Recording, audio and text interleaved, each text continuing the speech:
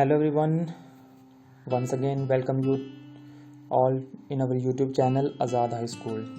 Myself Dinesh Singh Manla from Azad High School.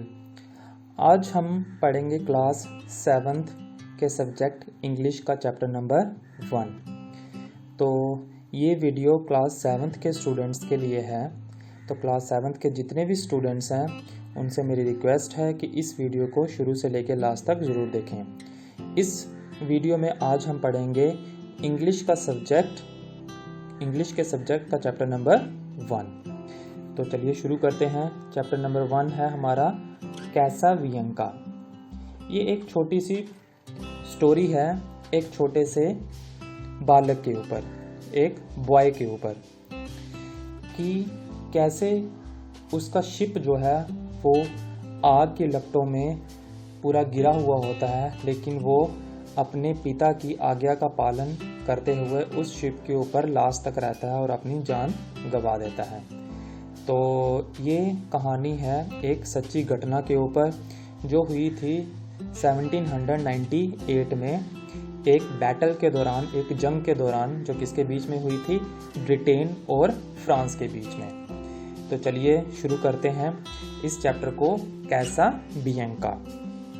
ऊपर से शुरू करते हैं। The poem Casabianca tells about a real incident that occurred इन 1798 during a sea battle between Britain and France.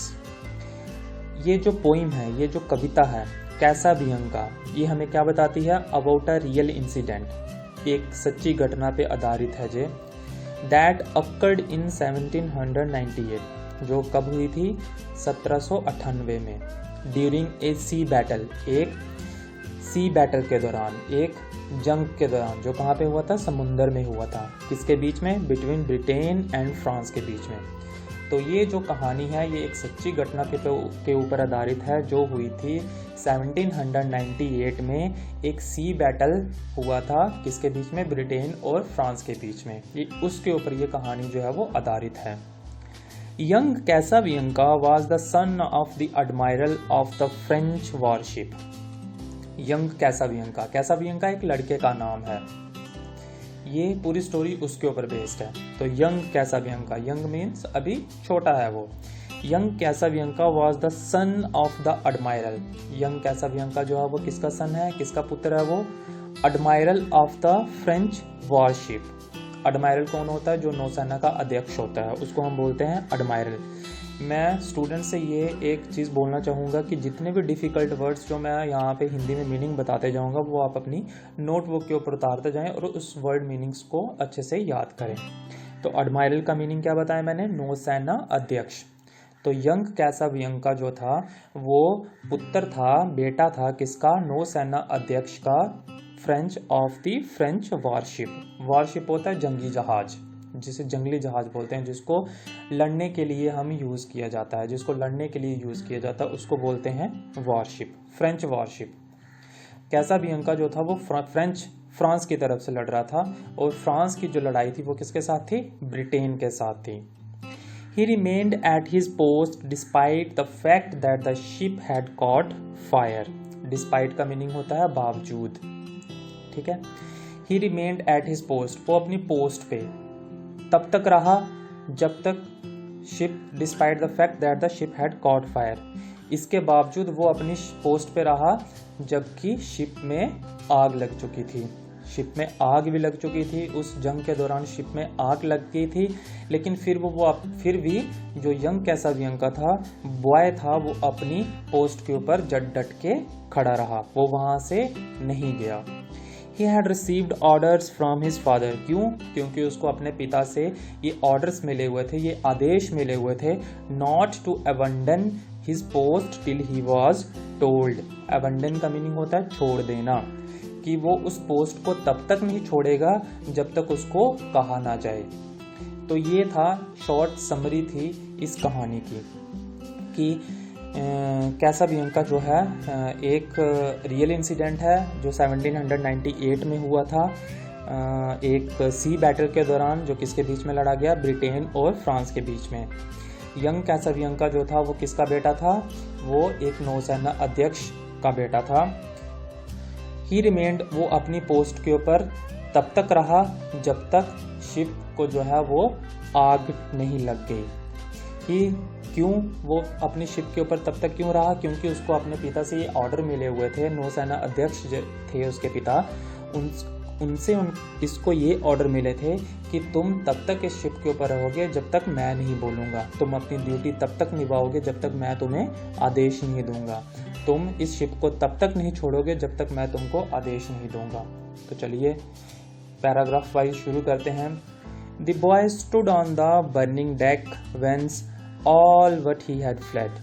The flame that lit the battle's wreck shone round him over the deck. The boy stood on the burning deck. इन ये जो lines मैंने पढ़ी हैं इसका meaning होता है, इसका मीनिंग क्या है कि जो पोइट जो है वो इसमें क्या कहने की कोशिश कर रहा है, tell that Casabianca was standing on the deck. Casabianca जो बॉय है, वो लड़का है, वो कहाँ पे खड़ा है? स्टूड है, वो उस शिप की छत के ऊपर खड़ा है। विच वॉज ऑन फायर, जो आग की लपटों से झुलस रही है। जब युद्ध हुआ फ्रांस और ब्रिटेन के बीच में, तो फ्रांस की जो शिप थी, फ्रेंच वॉरशिप थी जो, उसमें आग लग चुकी थी और वो जो लड़का है वो उस शिप की, उस जहाज के छत के ऊपर खड़ा है। He was standing alone, वो अकेले ही खड़ा है वहाँ पे, with all while all others had left the ship, जबकि बाकी सारे जो हैं वो उस शिप को छोड़ के जा चुके हैं। ये जो मैं मीनिंग बता रहा हूँ ये फर्स्ट पैराग्राफ का मीनिंग बता रहा हूँ मैं, ये एक पोइम के अकॉर्डिंगली जो है वो मीनिंग बता रहा हूँ मैं आपको। Whence all what he had fled, fled का मीनिंग होता है छोड़ के चले जाना। तो वो उस शिप की छत के ऊपर खड़ा है तब तक जब सारे छोड़ के जो है उस शिप को जा चुके हैं। The flame that lit the battle's wreck, जो आग की लपटें हैं वो चारों ओर से उस शिप को घेरे हुई हैं। दीज फ्लेम्स जो हैं वो, जो आग की लपटें हैं वो वहाँ पे जो सोल्जर मर चुके हैं उनको भी वो झुलसा चुकी हैं, उनके ऊपर भी वो आग की लपटें जो है वो आ चुकी हैं। तो ये था फर्स्ट पैराग्राफ का मीनिंग कि वो जो लड़का है वो उस शिप में आग लग चुकी है तो वो उस शिप की छत के ऊपर खड़ा है। जो आग की लपटें हैं उसने चारों ओर से शिप को घेर लिया हुआ है, चारों ओर से जो है वो आग शिप को जो है वो लग चुकी है और वो जो आग है वो जो सोल्जर्स वहाँ पे उस बैटल में शहीद हुए हैं उनको भी वो लग गई है। नेक्स्ट पैराग्राफ पढ़ते हैं। Yet beautiful and bright thus stood, bright he stood, as one to rule the storm, a creature of heroic blood, a proud though childlike form. In lines में पोइट जो है वो क्या है कहने की कोशिश कर रहा है, the boy stood on the board of the ship in spite of burning flames, कि वो जो लड़का है वो शिप को आग लग चुकी है लेकिन वो लड़का फिर भी निडर होके उसकी छत के ऊपर जो वो खड़ा है और वो बहुत सुंदर दिख रहा है। ही लुक्स वेरी हैंडसम, खड़ा वहाँ पे है और बहुत अच्छा दिख रहा है, वो बहुत हैंडसम दिख रहा है। In the light of these flames, वो जो आग की लपटों के बीच में यंग कैसाबियंका जो है वो बहुत हैंडसम दिख रहा है। ऐसा प्रतीत होता है कि वो जो है प्रतीत होता है कि उसका जो जन्म हुआ है वो उन कठिनाइयों या तूफानों से लड़ने के लिए हुआ है, क्योंकि जैसे ही वो उस शिप की छत के ऊपर खड़ा है और उन आग की लपटें जो हैं वो उस शिप को चारों ओर से घेरे हुई हैं, तो ऐसा प्रतीत हो रहा है कि उसका जन्म जो है वो उन कठिनाइयों से लड़ने के लिए हुआ है। यहाँ पे पोइट जो है वो ये कहने की कोशिश कर रहा है। आगे थर्ड पैराग्राफ पढ़ते हैं। The flames rolled on, he would not go without his father's word. Flames जो हैं वो आग की लपटें हैं वो चारों ओर से और उसके नज़दीक आ रही हैं। ही वुड नॉट गो, लेकिन वो वहाँ से नहीं जा रहा। विदाउट हिज फादर्स वर्ड, क्योंकि उसके पिता ने उसको आदेश दिया है कि तुम इस शिप को छोड़ के तब तक नहीं जाओगे जब तक मैं तुम्हें ऑर्डर नहीं दूंगा, जब तक मैं तुम्हें नहीं कहूँगा।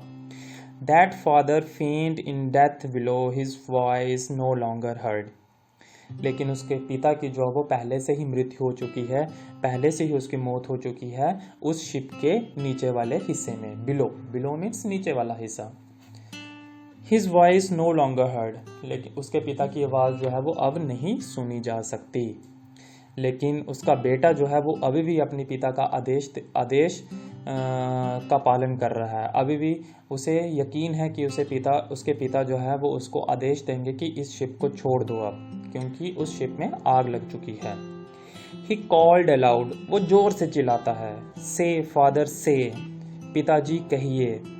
If yet my task is done, कि मेरा जो कर्तव्य है वो खत्म हो चुका है या नहीं। वो जोर जोर से चिल्ला रहा है, अपनी शिप की छत के ऊपर खड़े होकर जोर जोर से चिल्ला रहा है।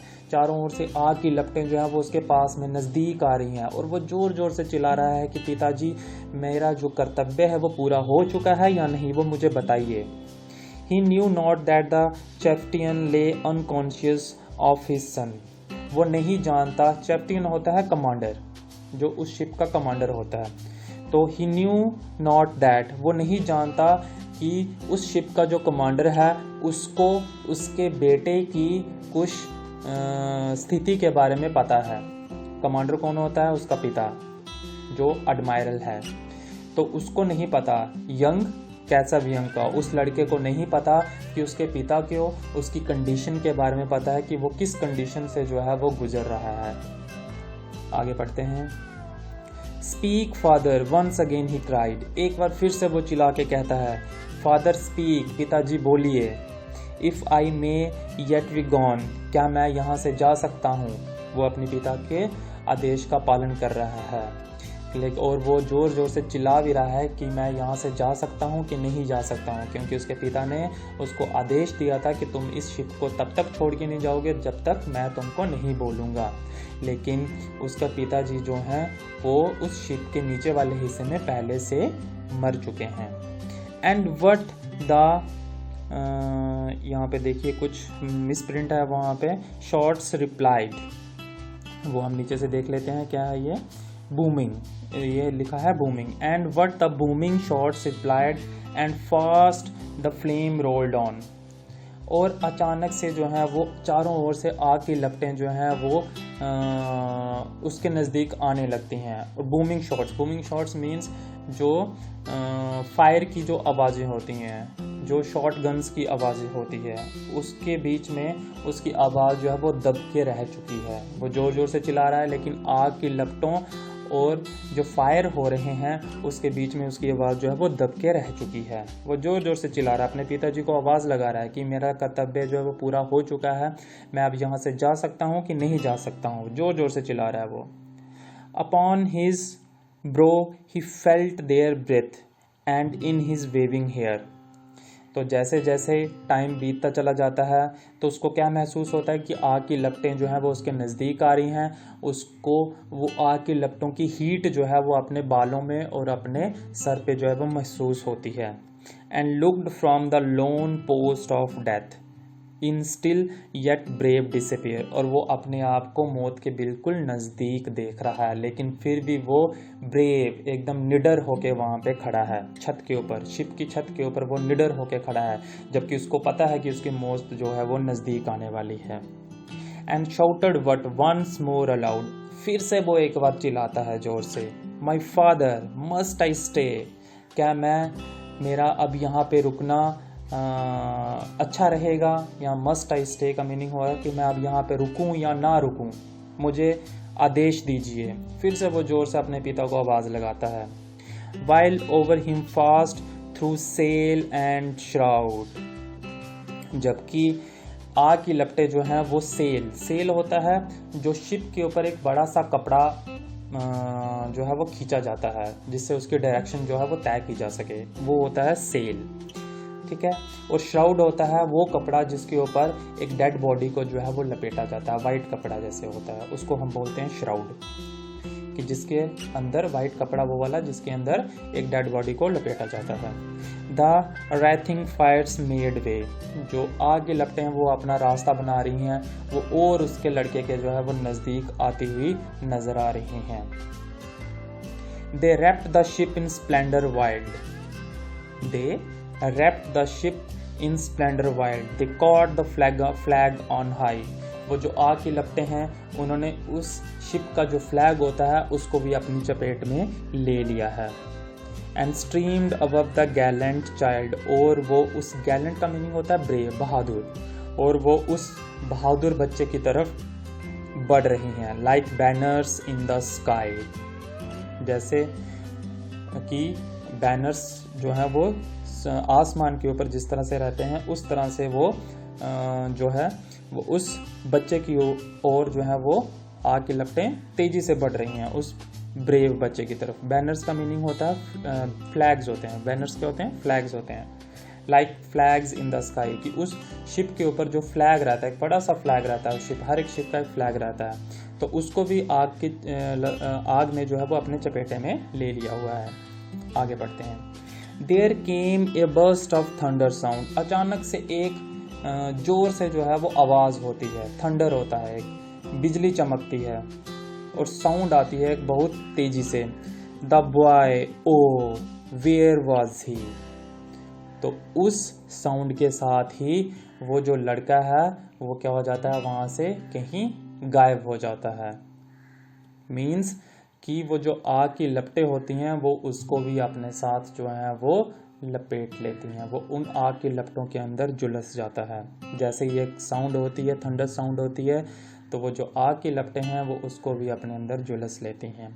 Ask of the winds that far around with fragments strewed the sea, तो ये उन विंड को जो है वही बता सकती हैं कि वो उस ब्रेव, उस बहादुर बच्चे को कहाँ लेके चले गई।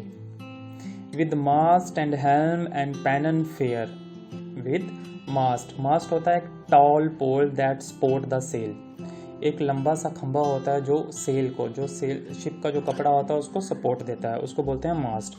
हेल्म, हेल्म होता है हैंडल ऑफ द शिप, जो शिप का स्टीयरिंग जहाँ हैंडल होता है उसको हम बोलते हैं well, helm. And pennon fair, और पेनन होता है ट्रायंगुलर फ्लैग होता है शिप का, जो शिप के ऊपर एक ट्रायंगुलर फ्लैग होता है उसको हम बोलते हैं पेनन। तो that well had born there part, उन्होंने अपना कर्तव्य जो था वह बहुत भली भांति निभाया।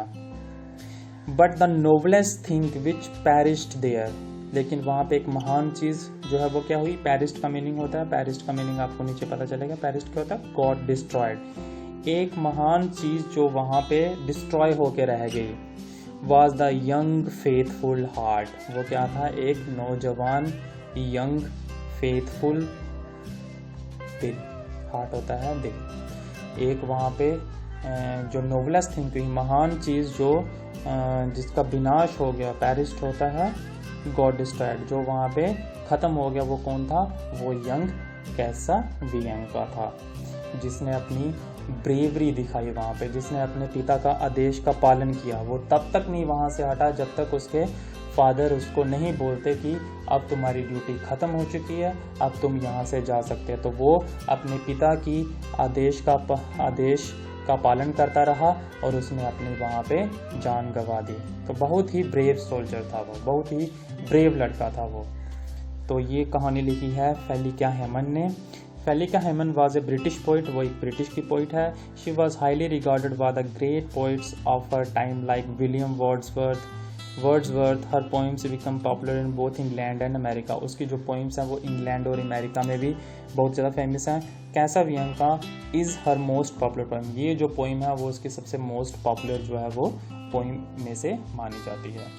तो आपको ये समझ आ गया होगा इस कहानी के बारे में कि एक यंग कैसाबियंका लड़का होता है जो अपने पिता के आज्ञा का पालन करते हुए क्या हो जाता है, उस शिप के अंदर अपनी जान गंवा देता है। तो चलिए इसी पोइम के ऊपर कुछ क्वेश्चंस हैं, कंप्रीहेंशंस के क्वेश्चंस जो हैं वो पहले हम अटेम्प्ट करेंगे। तो क्वेश्चन नंबर 1 है, जैसे कि क्वेश्चन नंबर 1 है, a creature of heroic blood refers to.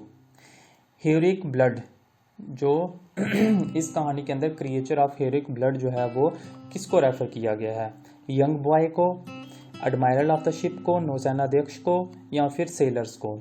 तो इसका आंसर आएगा A part, the young boy को। जो कैसाबियंका था उसको ये जो वर्ड्स हैं वो रेफर किए गए हैं, the A creature of heroic blood.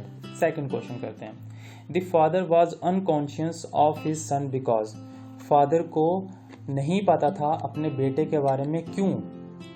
जब उसका बेटा जो था उसको आवाज़ें लगा रहा था कि पिताजी मुझे बताइए कि मैंने आगे क्या करना है, मैं इस शिप को छोड़ूं या ना छोड़ूं। तो फादर को अनकॉन्शियस क्यों था, उसका पिता अनकॉन्शियस क्यों था उसके बेटे को लेके, क्यों? ही हैड फेंटेड, पहला option. He could not hear the voice in the noise of the gun shots, वहाँ पे गन की जो गोलियां चल रही थी उसके बीच में उसको अपने बेटे की आवाज़ सुनाई नहीं दे रही थी, इसलिए वो उसका रिप्लाई नहीं कर पा रहा था। या फिर ही हैड डाइड, या फिर वो मर चुका था। तो अभी आपने लेसन पढ़ा क्यों नहीं उसको उसकी आवाज़ सुनाई दे रही थी, क्योंकि उसका फादर जो था, उसके पिता जो थे वो मर चुके थे शिप के अंदर, नीचे शिप के नीचे वाले हिस्से में। तो इसका आंसर आएगा C part, he had died. Third करते हैं, in they wrapped the ship in splendour wild they refers to, ये लाइंस जो है वो कौन से ऑप्शन को जो है वो रेफर कर रही हैं? ऑप्शंस हैं the sea surround the ship, the wind that blew around the ship, the flames that engulf the ship. तो इसका आंसर आएगा थर्ड का C, the wind that blew around the ship, ये थर्ड का आंसर है। Next है, and shouted but once more aloud, एक बार फिर से चिल्लाता है और जोर से चिल्लाता है। माई फादर मस्ट आई स्टे, क्या मैं यहाँ पे रुकूं?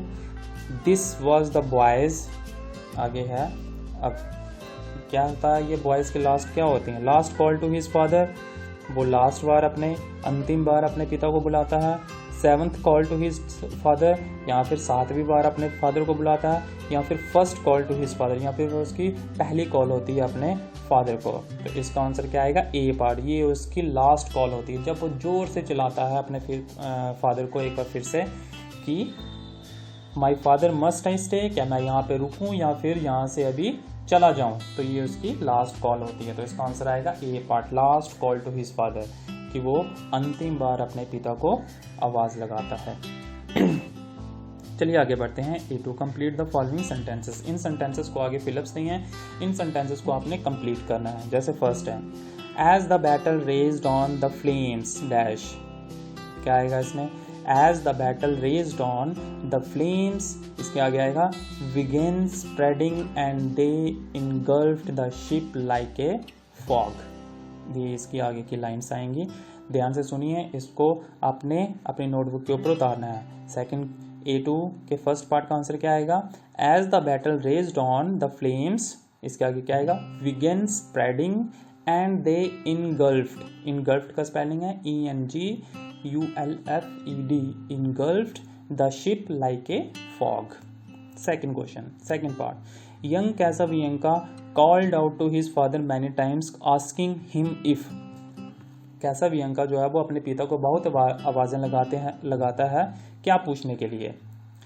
If he could leave his post, क्या वो अपनी पोस्ट को अब छोड़ सकता है? जो उसको ड्यूटी असाइन की गई है क्या उसको अभी छोड़ सकता है? यही पूछने के लिए वो अपने पिता को बार बार आवाज़ें लगाता है। तो क्या आएगा इसमें सेकंड फिलअप में? If he could leave his post. Third करते हैं, since Casabianca did not hear his father respond he, जब कैसाबियंका के फादर ने उसको रिस्पॉन्ड नहीं किया, जब वो बार बार आवाज़ें लगा रहा था तो उसके पिता उसको रिप्लाई नहीं कर रहे थे, उसको उसका जो वो पूछ रहा था कि वो वहाँ से जाए या ना जाए उसका उत्तर नहीं दे रहे थे, तो ही क्या आएगा? He continued to stand at his post, तो वो अपनी पोस्ट के ऊपर डट के खड़ा रहा जब तक उसके पिता ने उसको नहीं बोला। ठीक है, तो क्या आएगा इसमें? He continued to stand at his post. Fourth है, Casabianca was unaware that his father, Casabianca को ये नहीं पता था कि उसके फादर क्या, आगे फिलअप करना है, कैसाबियंका को ये नहीं पता था कि उसके फादर जो है वो पहले से मर चुके हैं शिप के नीचे वाले हिस्से में। तो क्या आएगा इसमें? Casabianca was unaware that his father was dead, क्या आएगा? Was dead. Fifth, when the ship exploded it lay dash in the wild blue sea, जब शिप एक्सप्लोड हो गई मीन्स पूरी तरह से खत्म हो गई, तो क्या हुआ? It lay torn and scattered in the wild blue sea, torn means फट जाना, मतलब उसके टुकड़े टुकड़े हो गए, और स्कैटर मीन्स फैल गई वो पूरे समुंदर के बीच में, उसके टुकड़े हो गए और वो पूरी तरह से फैल गए पूरे समुंदर के बीच में। तो क्या आएगा? Torn and scattered. Next, the noblest thing that perished in the battle was, इसका आंसर क्या आएगा इसके फिलअप में? The the young and faithful heart of Casabianca. ये लास्ट लाइन भी पढ़ी है आपने, देखिए ऊपर क्या पढ़ा इसमें आपने, the noblest thing which perish there was that young faithful heart. जो लास्ट वाली लाइन है एकदम वो इसका आंसर है। तो इसमें क्या आएगा, was the young and faithful heart of Casabianca. चलिए आगे चलते हैं साउंड्स एंड प्रोनाउंसिएशन में। Read the sets of 3 words in the first column, choose from the other 3 columns the sound that at least 2 words in each set share. The words creature and champion had the sound TF in common. अब इसमें देखना कि कौन सी चीज़ जो है वो common आ रही है। जैसे शंड, रीज़न, मेंशन, इसमें तीनों वर्ड को प्रोनाउंसिएट करने में कौन सी चीज़ जो है वो कॉमन जो है वो आ रही है। तो इसका आंसर क्या आएगा, एज इन कैश। फर्स्ट का आएगा एज इन कैश, ठीक है। थर्ड वाले कॉलम में से जो है वो इसका आंसर आएगा स्टंड, रीजन और मेंशन का आएगा as in cash. Grudge, bride और जग में से, इसमें से कौन सा आपका आंसर आएगा, इसमें आएगा एज इन स्टेज। इसमें क्या आएगा, as in stage, first column में से। थर्ड, निट, काइट, नाइट, इसमें से क्या आंसर आएगा, इसमें आपका आंसर आएगा as in fly, third column में से एज इन फ्लाई, ठीक है। आगे बढ़ते हैं। फोर्थ, थ्रो, थॉट, देन, इसका आंसर क्या आएगा, as in thin, third column में से एज इन थिन, TH, ठीक है। आगे बढ़ते हैं। आगे है साइकोलॉजी, फिजिक्स एंड सोशियोलॉजी, ठीक है। इसमें क्या आएगा, इसमें आपका आएगा एज इन फिल, ठीक है, एज इन फिल, ये सेकंड कॉलम में से। आगे बढ़ते हैं हम B2 वाले पार्ट में। B2 में क्या आएगा, B2, recite the poem कैसाबियांका in class using the techniques you have must learned। तब चलिए ये क्लास वर्क है। C पार्ट है एप्रिसिएशन वाला। एप्रिसिएशन में क्या आएगा, choose any one line from the poem that gives a word picture of the state of the destroyed ship. First A part का आंसर आएगा, ए पार्ट का आप आंसर लिख लीजिए। इसमें gives a word picture of the state of the destroyed ship का answer आएगा with fragments strewed the सी। आगे बी पार्ट का है conveys the sound of the war, इसके लिए आंसर आएगा there came a burst of thunder sound, there came a burst of thunder sound. आगे बढ़ते हैं C part, stirs into emotions, इसका आएगा speak father once again he cried if I may yet be gone. Emotions में कौन सा वाला हिस्सा है, तो वो इमोशन वाला कौन सा हिस्सा है, जब वो अपने पिता को जोर जोर से चिल्लाता है कि मैं यहाँ से अब जाऊँ या ना जाऊँ, कि मैं अपने पोस्ट से रिलीज हो जाऊँ कि ना हो। आगे है शोज द बॉयज ओबिडेंस, इसमें आएगा the boy stood on the burning deck veins all but he had fled. जब सारे भाग चुके थे शिप को छोड़ के, तो वो अपने पिता की आज्ञा का पालन कर रहा था शिप पे खड़े होके, शिप के एकदम छत पे खड़े होके, क्योंकि उसके पिता ने आदेश दिया हुआ था कि तुम शिप को छोड़ के तब तक नहीं जा सकते जब तक मैं तुम्हें नहीं बोलूँगा। तो इसका आंसर आएगा डी पार्ट का आंसर आएगा the boy stood on the burning deck whence all but he had fled. तो चलिए सेकंड क्वेश्चन है quote any 3 lines that show the movement of the fire. कोई 3 लाइन बतानी है about the movement of the fire को लेके। तो 3 lines कौन सी हैं, लिख लीजिए। The flames rolled on he would not go, पहली line. The wreathing fires made way, second line. And third one, they wrapped the ship in splendour wild. ये 3 lines आपने, इसका आंसर जो सेकंड क्वेश्चन का आंसर है वो ये आएगा। एक बार फिर से बोल देता हूँ। The flames rolled on he would not go, the wreathing fires made way, they wrapped the ship in splendour wild. तो ये था क्वेश्चन नंबर 2 का आंसर। तो इसी तरह से ये हमारा चैप्टर जो है वो ख़त्म होता है। अगर आपको कोई भी क्वेश्चन करने में प्रॉब्लम आती है तो हमें कमेंट बॉक्स में ज़रूर लिखिए, हम उस क्वेश्चन का जो आंसर है वो आपको ज़रूर लिख के भेजेंगे। तो अगर आपको ये वीडियो हमारी पसंद आई हो तो इसे लाइक और शेयर ज़रूर कीजिए और हमारे YouTube चैनल को सब्सक्राइब करना बिल्कुल ना भूलें। Thank you so much.